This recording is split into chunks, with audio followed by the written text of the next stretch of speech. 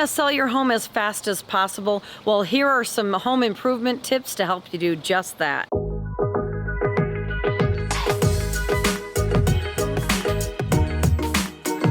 Hi, this is Denise from Vivid Lifestyle Realty, your go-to source for all things real estate and lifestyle in beautiful Corona, California and the surrounding areas. And today we're going to talk about 9 easy home improvement tips that can help sell your home faster and create more engagement.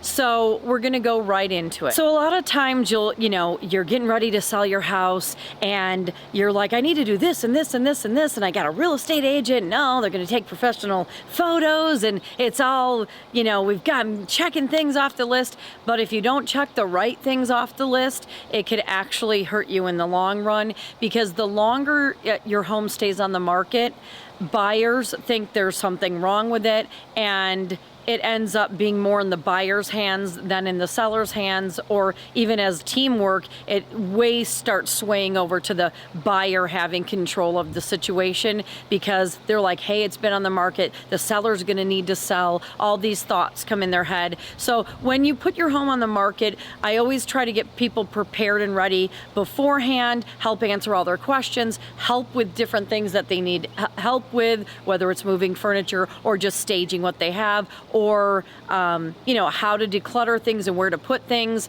I try to be a massive resource for that, to make your moving situation easier and less stressful. And if you don't get, on board with the things you should be doing rather than the things that maybe you think you should be doing or you want to be doing. And mind you, I always say it's your home, your money. We are just there to provide guidance.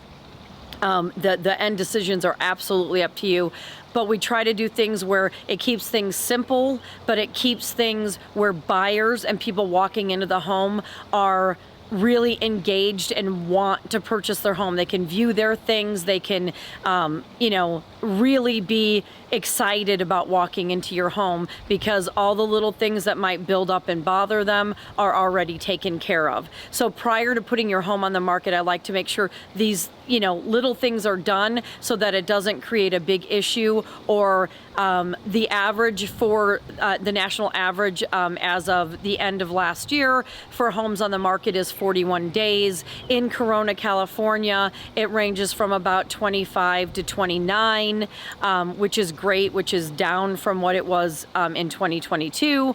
And hopefully it'll be, less days on the market as we continue to have in 2024 to have the rates drop, the inflation lower, and kind of getting things back to a more normal market, whatever that might be nowadays after the last crazy 4 years. But anyway, so here are some 9 tips that we're going to talk about to help really that are kind of proven tips that buyers really look for. And we've talked about a lot of this in other videos, so please, if you need to look back on anything, you can go to our channel and kind of rewatch some different things to help buyers and sellers out, and investors as well. So number 1 is going to be upgrade your mailbox. A lot of places in Corona and different areas have community mailboxes now. They're kind of all in and I would say the same thing for them. Make sure if your mailbox situation is looking, worn down and everything, even if it's a community, that you if you're paying an HOA, that's part of their responsibility. Because it really, when you're driving through a neighborhood and you're looking to buy in that neighborhood, you're looking at everything: grass, trees, common areas, all of it. So if you have a mailbox in the front of your house, a lot of times people's mail, you don't even notice, but it's rusty and leaning to the side, or the wood's broken, which, if you have wood, it always can have water damage and termites, and we don't want that either. So just make sure you're painting your mailbox, you're upgrading it. If you need to buy a new one, because that is literally, when they drive by, what they're going to see very first. Even before curb appeal, if you have a big rusty mailbox, that's going to be a big a big red flag. So because they're like, hey, if it doesn't have curb appeal and their mailbox looks like that, what does the inside look like? So you want to create an inviting thing, and one of the ways to do that is to upgrade your mailbox. And then we're going to go in right into number 2, which we've covered too. Paint the outside and inside of your house. That doesn't mean you have to paint all of your house. So I recommend sometimes, a lot of times the back part of your home will look a lot fresher than the front part because it's hitting direct sunlight in California. And it has, you know, your eaves and all of it, and it's also the first thing people notice. If you don't have $5,000 to $7,000 to $10,000 to paint your whole entire house, start with from your fence forward, and you get your garage, you get all those things. So it saves money, but that is a really great thing. And a lot of times they just blend it to where you can't even see. I obviously, if the back part is looking, you know, worn out too, but like right now in our house, after 7 years, our front is fading again. Our back looks brand new. So you know, that's I've had other clients do that where they're like, oh my gosh, the buyer won't chip in, and the HOA wants me to paint my house even though I did it 7 years ago, and it saved them about $4,000 just to do the front half, and you couldn't even tell. So it passed the HOA inspection, and it gave them a big fresh look. Also painting front doors, just painting specific areas on the inside. And if you have a little like scrape or your drywall thing and you patch it, please don't just paint that one area because it does end up being noticeable. Although if you use some kind of a sponge brush, that does help a lot to blend it in. But most of the time, if you're doing something on a wall, make sure you paint match and keep your paint cans when you do, and label them, because it is such a helpful thing later on down the line when you need to redo it again. And just paint that whole wall so that there's really no noticeable things like, oh, they just touched that up and they did a terrible job. Just take the extra couple hours, do the whole wall, have somebody come in and do it, whatever's easier for you, and make sure that when they come in, it's fresh and inviting. And paint wherever it's needed can absolutely do that for you.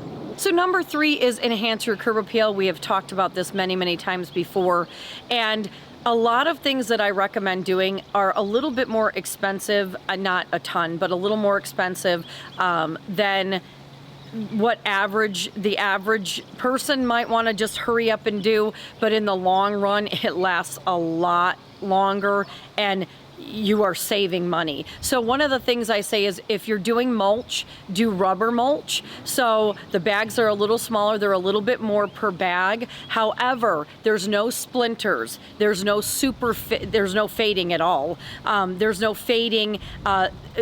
Regular mulch is blows around a lot, where rubber mulch is a little heavier. It's also eco-friendly because they recycle it and reuse it, and the color, it's amazing. 8 years later, we have had to replace so much less.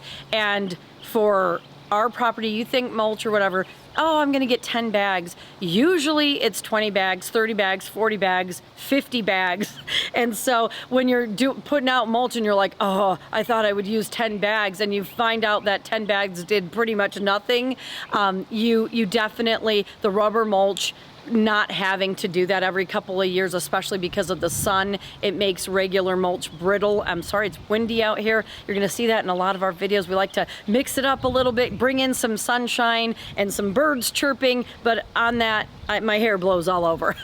So anyway, filming problems. But yeah, so you just wanna make sure that if you're doing something and it's gonna cost a little bit more money, that in the long run, it's cost effective. So like changing your carpet out to hard flooring, that's going to be less vacuuming, less carpet cleaning, less things under your carpet, a lot less changing your carpet up, especially if you have investment properties or you're looking to buy investment properties. A lot of those upgrades will definitely make a big difference in the long run, but they might cost a little bit more upfront. But the same thing, just drive by your house a couple of times and say, hey, on this block, what are the 5 people that I really say, oh my gosh, their yard's gorgeous, or that looks so inviting. Or if you were going to an open house, would you go in their yard? And kind of drive by your yard with, unbiasedly, and just say, hey, does my yard look as good as that when I'm driving by? And kind of just do things. I always say potted plants, the painting we already covered, just different little things like that, where when you drive by, you feel welcomed. You feel like it's a nice, clean, inviting space when you're driving by. And anything that might bother you, like a dead plant or some dead grass, you definitely can get grass seed, turf. There's a lot of different things you can do on a lower budget or getting up there, but still without breaking the bank. You want to always do things that will improve the situation, but not break the bank. And then, because most likely, such a high percentage of people, when they move in, you could say, oh, I put in this tile, or oh, I upgraded this nice gray carpet, and it's lush and beautiful.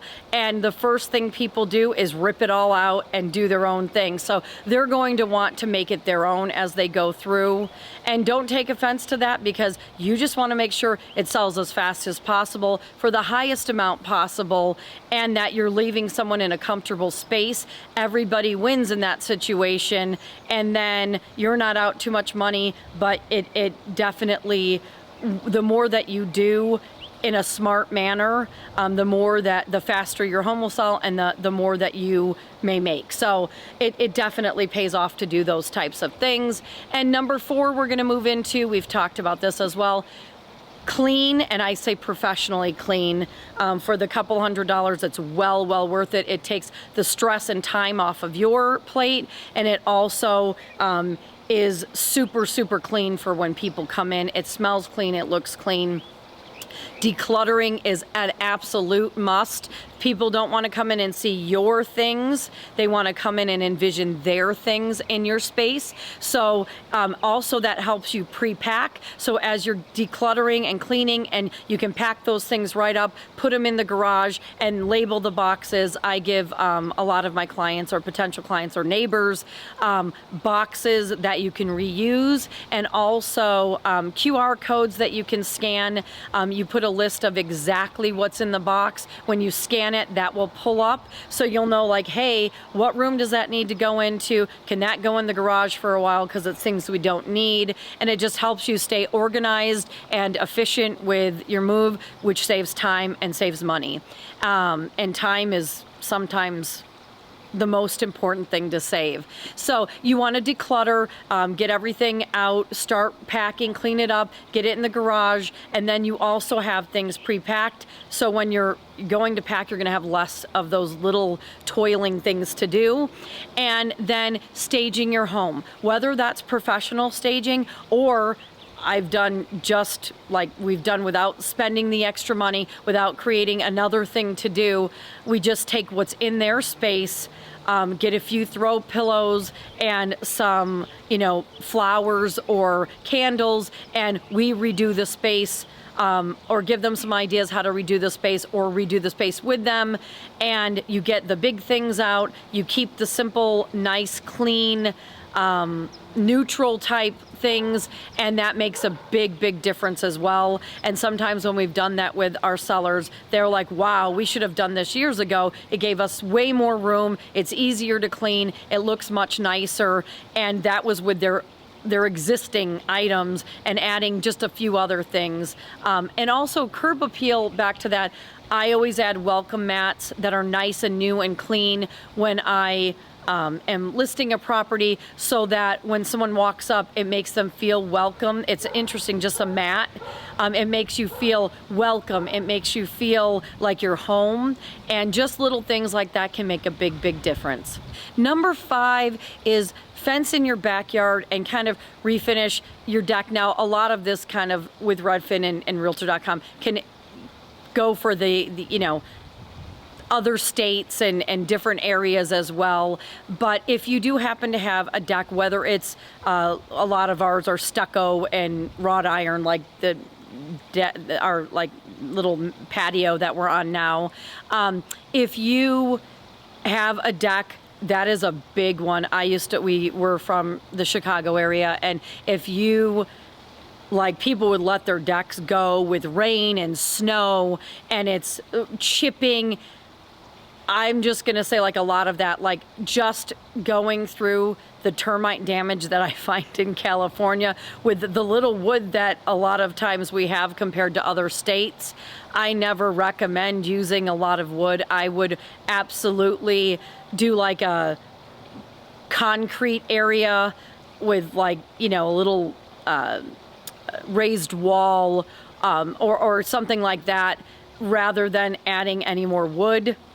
Especially in California, termites are a real thing, and they're thousands and thousands and thousands worth of, of dollars trying to repair termite damage. So if you can go non-wood, go for it. But if you have wood already, like a wooden fence or whatever, if you ever have to replace it, save up and get, definitely get vinyl type fencing, wrought iron fencing, whatever you want to do that isn't, and if you do chain link, that is something that's not very popular for residential in California, in our general area, in the Corona, California area.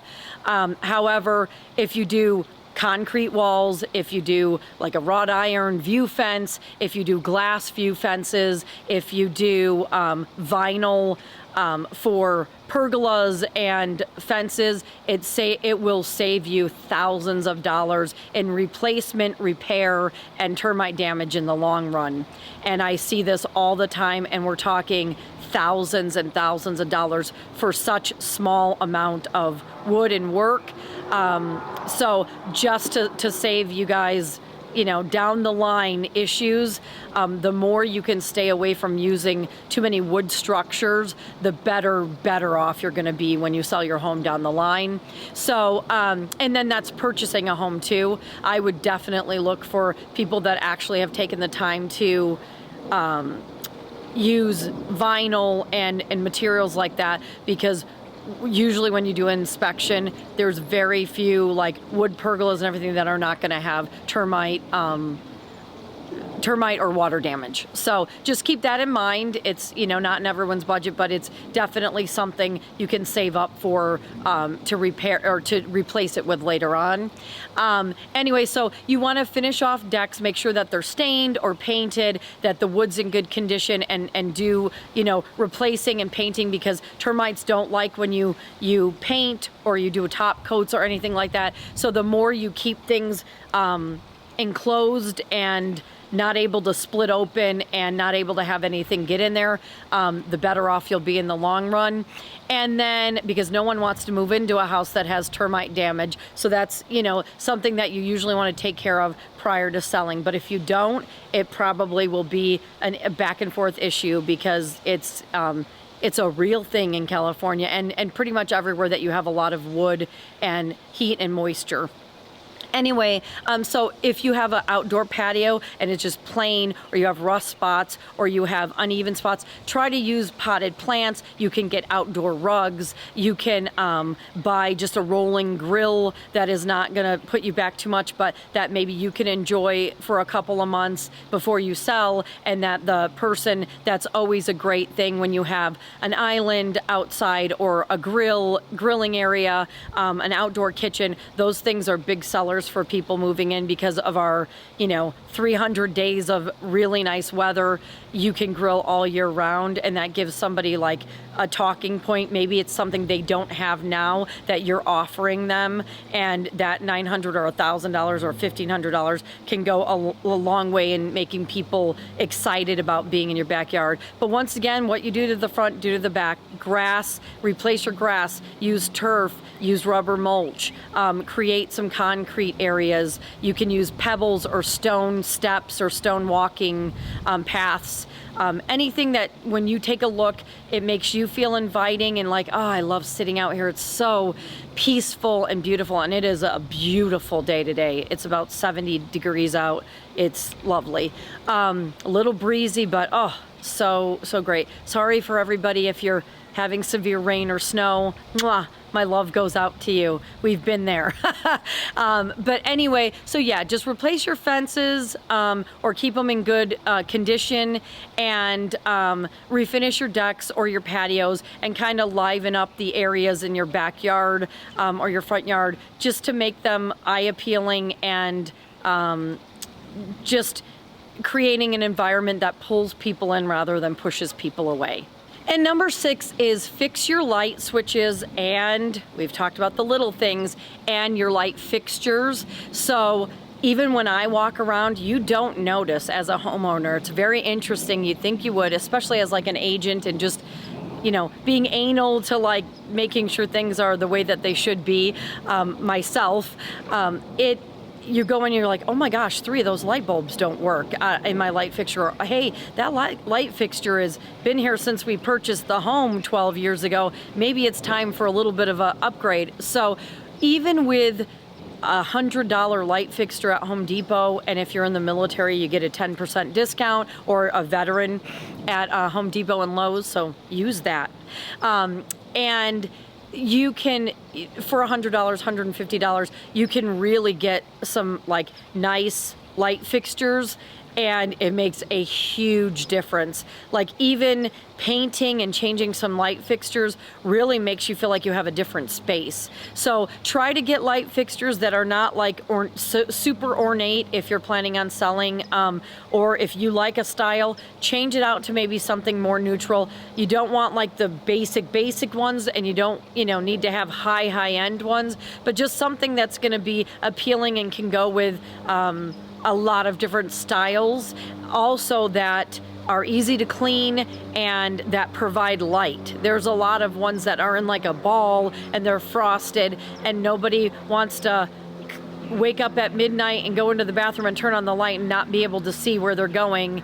And you know, if someone, sorry if this happens to you, leaves the seat up, you could be having a bad night if you can't see what you're doing. So definitely make sure that it gives, anywhere that you put in light, make sure like it does not cost a lot of money, especially if you have an electrician that you've used over the years. But like we just get can lighting, recessed lighting in our whole house, because with dimmer switches, so that if you're filming, if you're doing anything pretty much, you can choose to have it be very bright and light and beautiful, or you can dim it to, okay, it's almost time to go to bed. We do this with our dogs, when we kind of dim it and put on like the spa music or the rain and piano music, they know, oops, it's time to go to bed. So it really is great to have a dimmer switch if possible. If not, just make sure your rusty, broken, dated light fixtures are upgraded, and also all the little things. If they go into a room and they turn on the light switch and it doesn't work, sometimes light switches are attached to a plug that might turn on a lamp or whatever, but all of the light switches that are supposed to work need to work. So if they're broken, if they're dated, if they're yellow, replace your plug covers and your light switch covers, or your whole light switches in general. It's something a plumber can come, plumber, not the right vendor. It's something that your electrician can come out and do pretty quickly for a reasonable price, and you can just buy a lot of them at Home Depot and they'll just put them in for you. It makes a big difference. Even if you're looking at your light switch and you're like, this doesn't work, this door handle doesn't work. Door handles, light fixtures, light switches, those are all easy fixes, and they can make a very big difference. Number 7, get a new garage door. Sometimes we can live in our homes 10, 12, 15, 20 years and we never replace it. We'll paint it, but we won't replace the garage door. If you have dings, dents, it doesn't open with a garage door opener, or even manually sometimes, take the time to really figure out. Sometimes with front doors and garage doors, you think they're going to be this big, huge, thousands and thousands of dollars. If you get even a nice basic one, or one with a few windows in it, still can be reasonable, but that makes a big difference. If they push the garage door opener and it does not open, if they try to open it manually, because they want to make sure everything, and if they don't catch it at the front part when they're walking in trying to check everything or going through an open house, the inspector will catch it, and that will be something that will be brought to their attention, and it will be an issue probably that they're going to ask for you to repair. So if you do a lot of these things up front, it really helps that maybe at 3-4 months you get some of these things done that you need. If your garage door works perfectly and you can just paint it and it's in great shape, that's awesome, just paint it. But if there's been problems for 3-4 years and you just haven't done anything about it, that will be an issue, and it could create a situation where they're like, we want that fixed before we close on the property. It just delays everything, or it ruins a sale. So doing a lot of these things and talking to your agent and having good communication, creating relationships with people, lasting forever relationships, and having people be able to reach out to you 10 years later and ask for a vendor or ask for advice, or for you to just, as an agent, just keep in touch and send little things. It makes a big difference, because this is just not about buy from me, sell from me, hey. It's about helping people achieve their real estate goals and dreams. And just like how you feel giddy when you get a new car or you walk into your new house, whether it's a resale or a new build or whatever, you walk into your new home and you say, I feel so happy and proud, whether that's a 500 square foot property or whether it's a 10,000 square foot property. There's a thing as you go through life, how it feels like every day I walk around the backyard, or we just rescued a new baby, gets to come out on the upstairs patio and look at his friends at the park below. It makes me smile so much. And so I want to give those things to you, and I want to give you resources and be there to provide value for you for a long time. So whoever you choose, that's something that you just want to make sure that, not everybody's going to love, want to work with you and want you to be, in their realm. But for the people that do, you really need to be grateful for that and appreciate that and nurture that, because people are important. And with all technology and devices and everything today, although AI and all of that's important, relationships and friendships and people and face-to-face is just super important. And knowing that you have someone to call if you don't know how to use your home warranty, or if you need a vendor, or if you just need advice, or maybe you just want to go to lunch, it's so awesome. That's my favorite thing. I was in education for a long time. I love the kids. I love the hugs. I love making a difference. And that is no different in real estate. So, you got to create those win-win situations in life. And when you lift people up and you're there for people, there's no better feeling. So just, keep that in mind when you're choosing somebody that, you're working with, that they mesh with who you are and they're there for what you need, and it might be somebody that you want to have lunch with in 5 years still. So, and so getting the new garage door or painting your garage door is a big one, because people use that all the time. Whether it's for storage or for a studio or for their cars, that's something that's going to go up and down all the time. If it does not work properly, it really can turn people off. And number 8 is getting a new front door. Our front door is giving us a lot of problems right now, and it's really hard to find handles. We have a double door, and they're not selling them in like at Home Depot or Lowe's, they're special order, and I'm like, So, when you try to open a door and it's not opening, it is super frustrating. And right now we have our new fur baby that we rescued. We love animals and rescue.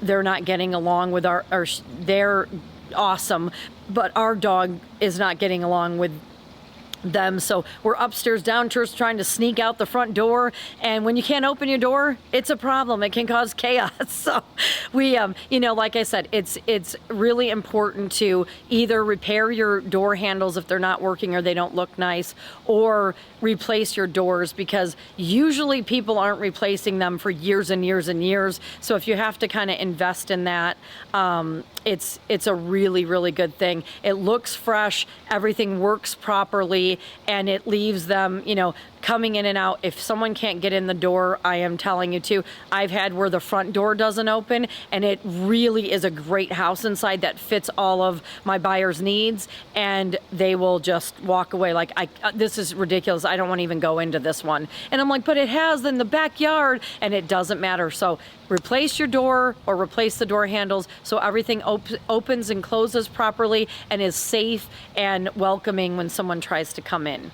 And number 9 is update your kitchen appliances for a fresh look. So you can, you know, paint cabinets or make sure they're clean, that nothing's hanging off the hinges, but updating your appliances, sometimes they're way dirtier than you think, and people notice every little thing. So when you get new matching appliances at any budget, that makes a very, very big difference.